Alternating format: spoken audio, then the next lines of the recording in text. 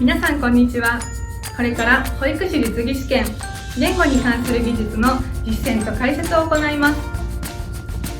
言語に関する技術では3歳の子どもたちが15人程度目の前にいることを意識して3分以内にお話をまとめて適切な身振り手振りを加えた素話が課題となっています。この3つのポイントを意識して練習に取り組んでみてください。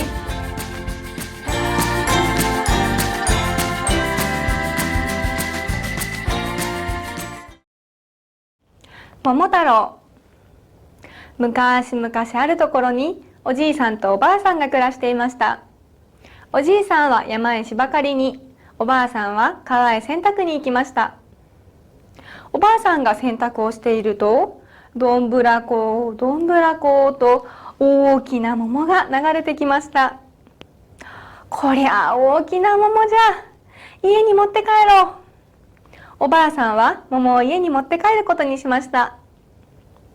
その夜、おじいさんとおばあさんが桃を食べようと切ってみると、パッカーンと桃が割れて、中から元気な男の子の赤ちゃんが生まれてきました。おじいさんとおばあさんは赤ちゃんに桃太郎と名前をつけて大切に育てました。やがてすくすくと元気に育った桃太郎は強くて優しい男の子に成長しました。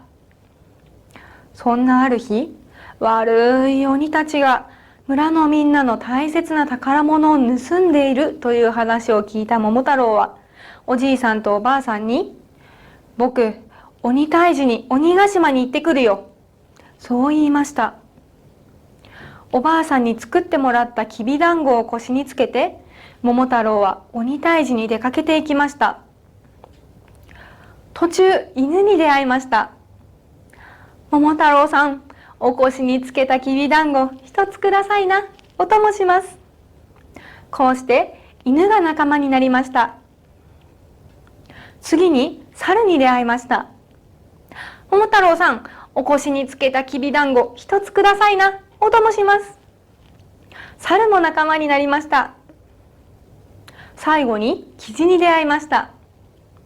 桃太郎さん、お腰につけたきびだんご一つくださいな。お供します。こうして桃太郎と犬と猿とキジはようやく鬼ヶ島に到着しました。そこでは鬼たちがみんなの宝物を並べていました。よしみんな、行くぞ。桃太郎の掛け声で犬は鬼のお尻に噛みつき、猿は背中をひっかき、キジはくちばしでつつきました。痛い痛い、ごめんなさい、もう悪いことはしません。鬼たちは泣きながら謝って逃げていきました。こうして鬼退治を終えた桃太郎たちは元気におじいさんたちの待つ家に帰りました。みんなの元気な姿を見たおじいさんとおばあさんは大喜び。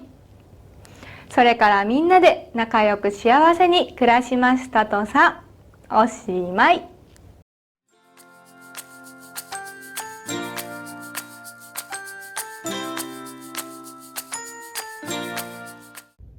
これから桃太郎のポイント解説を行います。